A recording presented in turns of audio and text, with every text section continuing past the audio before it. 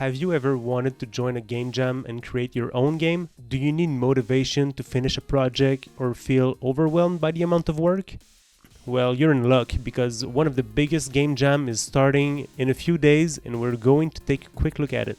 This is the perfect example of a game jam that will make you a better game developer. Let me show you why. Here's the main page on itch.io where we can find all the details about the game jam. It starts on January 17, which is 8 days from recording this video, and finishes 2 weeks later on January 31st. This is a good amount of time, especially if it's our first one.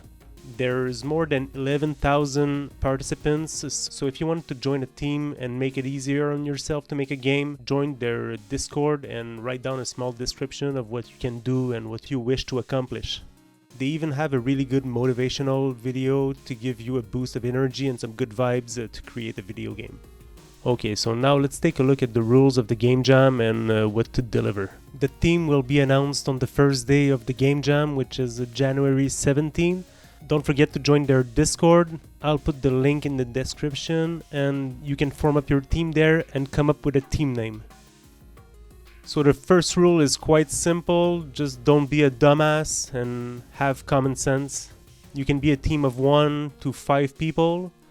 You must include a game design document, we're gonna take a look at it later on. The game must run on a browser, no AI content, no not safe for work, and drug references.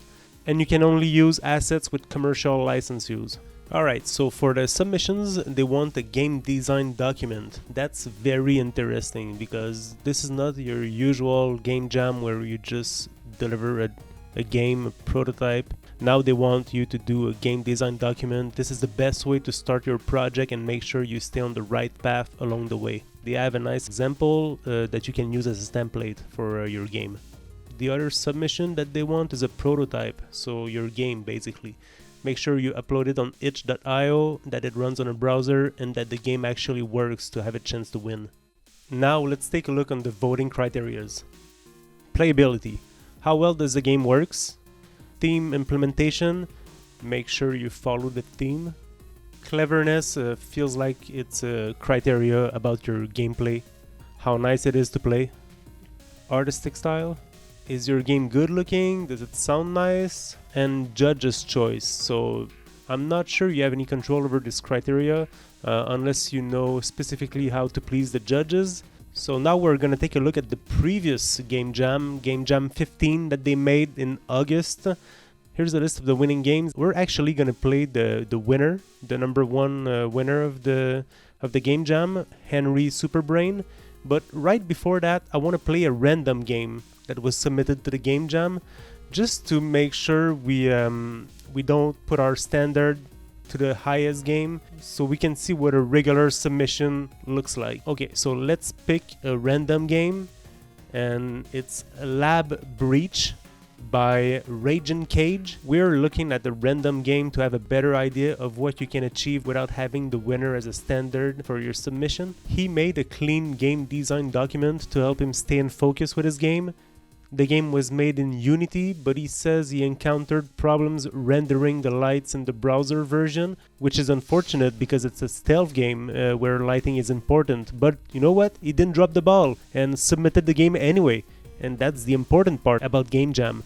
Of course, some features are gonna go wrong and you're gonna encounter problems, but you go through it, and for the next one, you're gonna learn from your mistake and make a better game. So it's a 3D first-person game where you start in a room and you gotta find the key to get out, and then you're gonna walk around in the hallways and encounter some monsters, and you need to avoid them. So you can take a look at the game, see how it's made. It's very neat. Everything's working fine besides, like he said, the lighting is a bit clunky. But yeah, the game is cool. Raging Cage can be proud to deliver the game.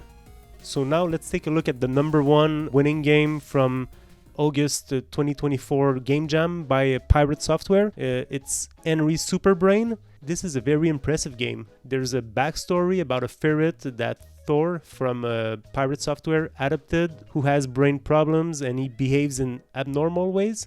You dictate the controls with nodes that you acquire throughout the game by communicating with other ferrets in different ways. The game is very cute, the gameplay is simple, but made in a very unique way that makes it so special. I did the whole game in less than 10 minutes and it was perfect for me. And I think it's a perfect length for this kind of game, for a small game made for Game Jam.